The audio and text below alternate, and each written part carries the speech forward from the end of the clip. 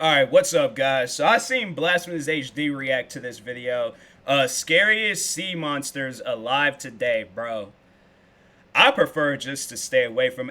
Look. I watched this movie. Some people might say that it's a bad movie. I plan on doing like a movie review video on it on my movie review channel. I got a movie review channel for those that didn't know called That's Some BS. You can find it on my main channel. I got like a whole section of all of my channels and stuff.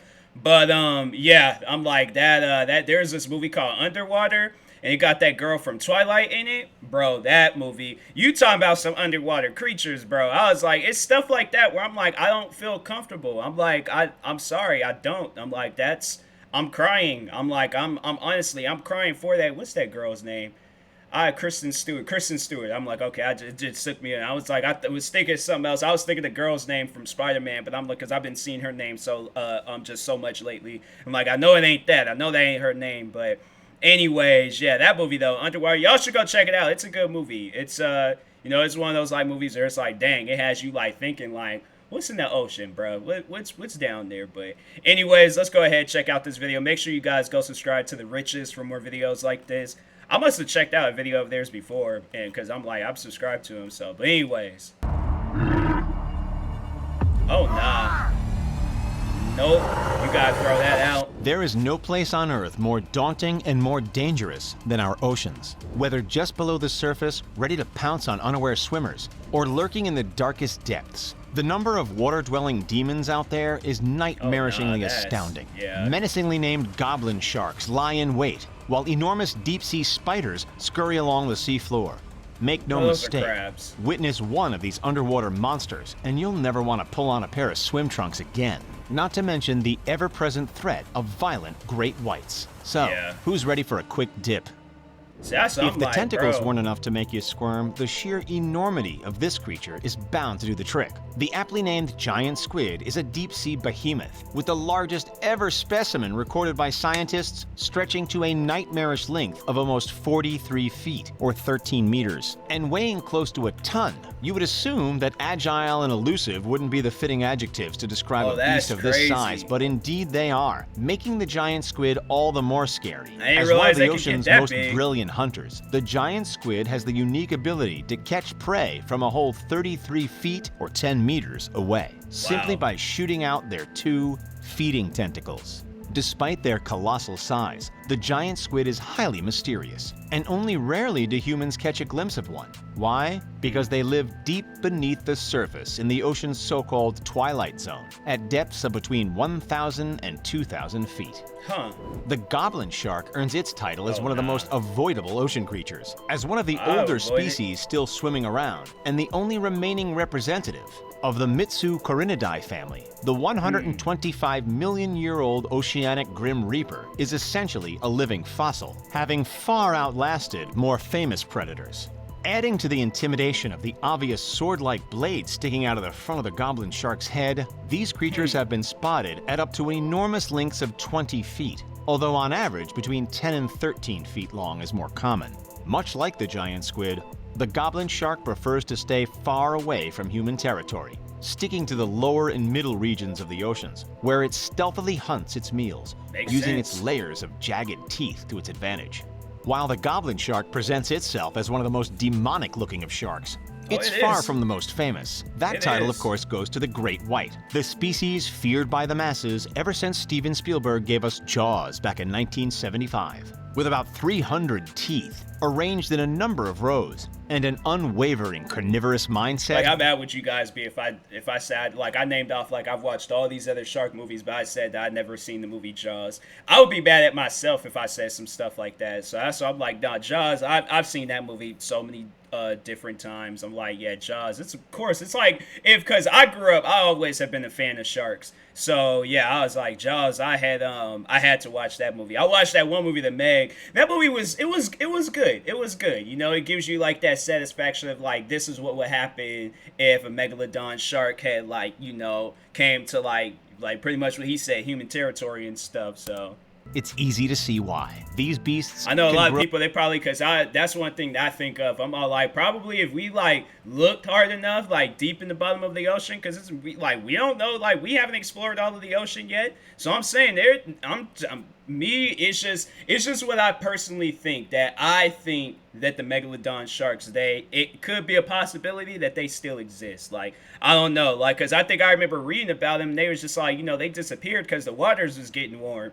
And yeah, they was just like, okay, well, where do we find cold water? Deep in the bottom of the ocean. So Grow to immense sizes too. Take Deep Blue for example. She's roughly 20 feet long and weighs an estimated 2 tons. I think I remember that video. As one of the largest great whites alive, she devours sperm whales for breakfast. It's Yeah. no secret that the great white is the ocean's modern apex predator. The sight of a Swimming fin next to breaking that the surface is a universal warning for beachgoers to scramble out of the water. Oh, yeah. And yes, attacks do happen. There were 64 unprovoked shark attacks reported around the world in 2019. The media tends to overhype the danger, however. So take the shark threats with a grain of salt. In 1990, I remember when it was. I remember we went to Ocean Shores for the first time when I was a kid a long time ago, and then it was like sometime after that, because I remember I was playing in the water, I was having myself a good old time, and it was like sometime after that, and they were saying that this old dude, he ended up getting killed by a shark. So I'm like, bro, you see sharks, don't be all like, ooh, let me try to go get a picture. Or let me try to, be all adventurous like I'm Steve Irwin or somebody. Like, no, you get up out the water. You take pictures of that shark from far away if you off up on the ship or something, or a boat. But anyways, 43,000 Americans were injured by toilets. In that same year, just 13 people were injured by sharks.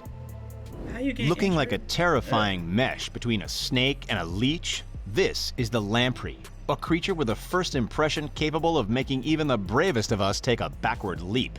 As a Yeah. real-life oceanic vampire, I don't like that. lampreys suck the life out of their prey by attaching their sucker and leaving round, persistent wounds. Lampreys have been pissing off wildlife officials around the Great Lake area for years, now officially classed as an invasive species.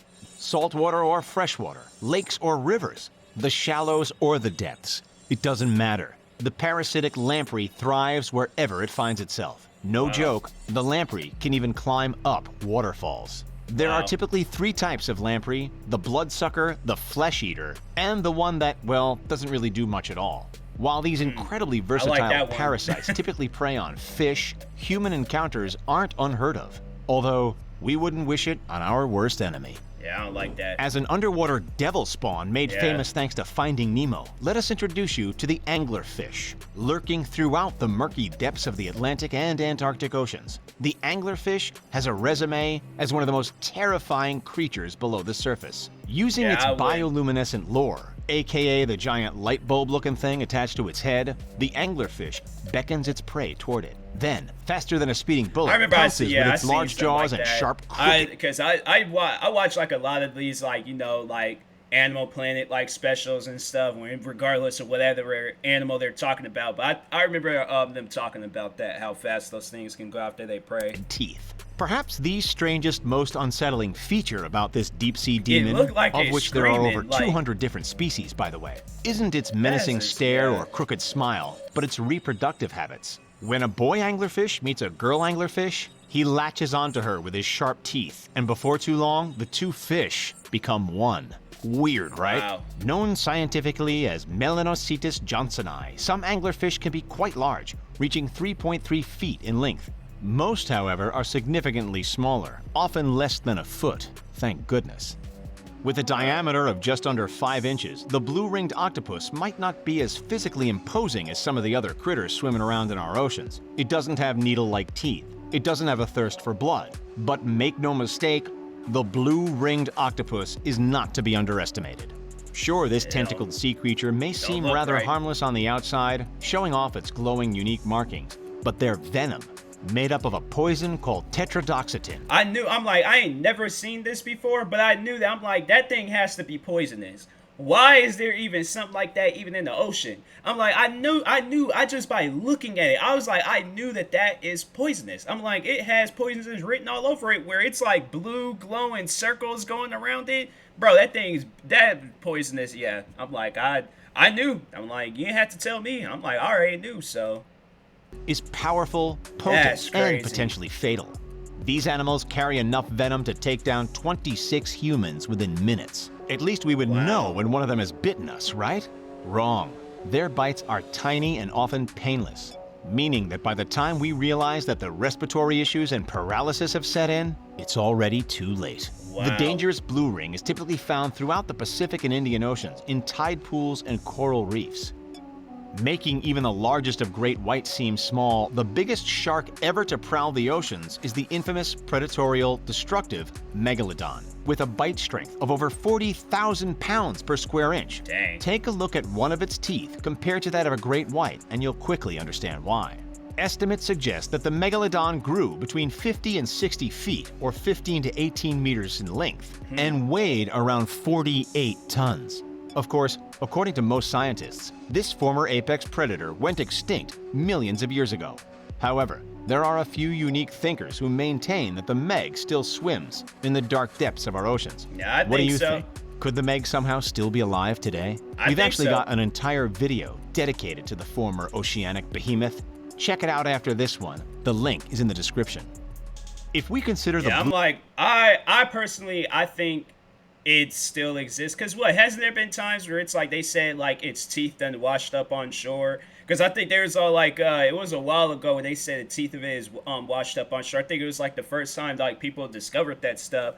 And yeah, then they determined its size and all of that. So I was like, I don't know, because and the reason why I'm like, I think that it still like exists out there somewhere is because when I think they say like when bone or just like, you know, yeah, like overall like bone, when it's like in the deep like depths of the ocean and stuff, or it, not even that, but like I know when they said like in the when the Titanic had sink and as far down as it went, they said like within like probably either months or years, I can't remember it, like, but it was like pretty fast, like how quickly the bodies had dissolved. So my thing is, like, I don't know how thick those megalodon teeth are, but I personally think that if like, yeah, if those things did go extinct, we wouldn't be finding, like, it's not like when they find like some like skeleton bone of a dinosaur, you know, that stuff is like buried in like dirt and sand or whatever, so it's like gonna probably take a little bit longer. But in water, I'm like, you know, you would think that that stuff would have dissolved, especially if it's like in the bottom of the ocean. So I personally think, based off of that logic, where I'm like, okay, if they did go extinct, you know, how are we still finding their stuff? And it wasn't like, it wasn't no land creature, this is a water creature. So you would have thought that that stuff would have like been like, if it went extinct millions of years ago, we shouldn't be finding things like of it still to this day. So I'm just saying, I think it exists out there somewhere, but you know, and it's gonna probably be a while before we discover it. But yeah, I don't just think like, you know, some sharks is just gonna run. I don't know, like, let's, you know, just wait and see. But I swear I'm gonna be like 60, 70 years old, and I'm gonna, like, if YouTube is still a thing by then I'm gonna be like, watch, I'm gonna try to find this video and be like, see what I tell you guys, I told y'all this in my 20s that shark still exists. Blue-ringed octopus is cute on the outside, killer on the inside. Then the Japanese spider crab is the yin to that yang. It doesn't boast paralyzing poison, and it won't be sending anybody to their premature grave. But it's one of the most hair-raising, nightmarish undersea creatures in terms of straight-up looks. The fact that the spider crab can grow up to 15 inches wide in the body with a 12-foot leg span and weigh up to 44 pounds, it's no surprise that it's considered one of the world's most intimidating sea monsters. Not to mention that they can live up to 100 years old. I would cry. Expect to find honestly, these I would cry. I would be screaming and crying, like, arthropods on seabeds between 500 and 1,000 feet in the Pacific Ocean off the coast of Japan. 1,000 feet? That's pretty deep, so it sounds like we're in the clear then. Nope, not quite. This crab does like to venture into shallower waters when it gets the urge to mate, so watch out. I will. As the cousin to the goblet shark, and looking like a cross between a prehistoric lizard and an underwater basilisk, the frilled shark is equally mysterious and menacing. The frilled shark's mouth is just as terrifying as that of the great white. It's lined with 25 rows of backward-facing, trident-shaped teeth, with close to 300 in total, every single one of which is comparable in sharpness to a razor blade. This menacing swimmer has been spooking divers with its glare ever since it was discovered back in the 19th century. Since then, measurements have noted that its long, cylindrical body can reach lengths of nearly 7 feet. Even though no one has ever seen it hunting firsthand, scientists believe that, very much like a snake pouncing, it uses its posterior fins as propulsive surfaces to launch itself at its prey at high speeds, and then constricts its body around the victim. It typically resides in depths of between 390 and 4,200 feet. Let's head down to the ocean's far distant graveyard, the dark depths of the Atlantic Ocean, more than 16,000 feet below the surface, where there is no light and no plant life, and where water is cold. Here, another deep-sea monster awaits. Unaffected by storms or ocean currents, the waters are perfectly still, except for the ferocious, fang-toothed, deep-sea dragonfish scurrying around for its next meal. Feeding on small fish, crustaceans, and anything else it can find, the deep-sea dragonfish, like many deep-water creatures, relies heavily on its bioluminescent body parts to lure its prey within striking distance. The 6-inch-long Twilight Zone assassin has oversized teeth, a rather hideous face, and slippery, slimy skin that resembles that of an eel. Yet, as if their aesthetic wasn't spooky enough, as if intertwined with Hollywood special effects, some dragonfish have also evolved the ability to produce a mysterious, ominous red glow. Out of all the frightening sea monsters we've just seen today, which one, if any, seriously gives you the heebie-jeebies? What would you do if you came across one of these nasty guys while out for a quick swim? Let us know in the comments. Don't forget to like this video, subscribe to the channel, and as always, thank you so much for checking out The Richest. See you next time, and have a great day. I definitely would, I feel like that would be the, I don't know, maybe the first or second, I don't know. I definitely would have, just jumped out of the water and just flew and then just had my arms out like that and then just been, running across the water because I'm like, nah, my life is in danger if I came across any of those things. So I'm like, I think it's just safe. I think it's just personally safe if I just stay out of the waters because I'm like, I ain't got no time to be off up in there. So anyways, that was a pretty good video. Shout out to The Richest. If you guys haven't, make sure you guys go subscribe to him for more videos like this. Subscribe to me too, and I'll talk to you guys later. Thank you guys for watching, and peace.